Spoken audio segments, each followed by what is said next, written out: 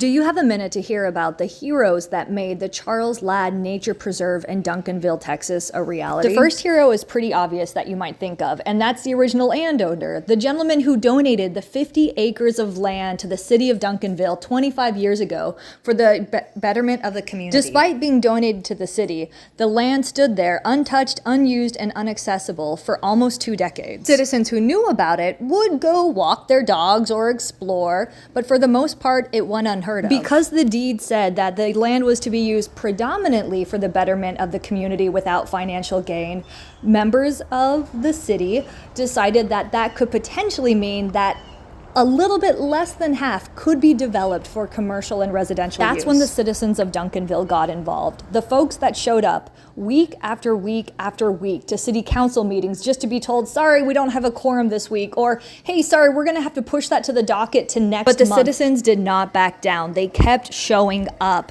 Members of the community documented how many species actually lived on the Ladd Nature Preserve. The answer was 1,400 different species on this tiny 50 acres. 1,100 of those species are considered Texas natives. After a 5-year struggle, it has finally been designated a nature preserve, but the fight isn't over, and it still requires citizen scientists and the community to get involved. You don't live anywhere near Duncanville, Texas, but you still really want to help out nature because heck, nature is nature and it needs our help.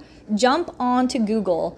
Check out Charles Ladd Nature Preserve and write a 5-star review. Say how much you value the marshes, the rivers, the Blackland Prairies, and how it's a valuable habitat that needs to be preserved. You could mention that it's a great place to bring your dog to, or your kids to, or for a picnic, that it makes you feel like you're far away from anything, even though you're near busy roads. If you do live in the area, come check it out. Take a walk. Maybe pick up a few pieces of garbage while you're at it. If you're feeling like a really awesome superhero, come to the town hall November 12th at 7 to 8:30 p.m. at the Duncanville Senior Citizen Center and show your support. The Lorax speaks for the trees, but we need to speak for the Blackland Prairies.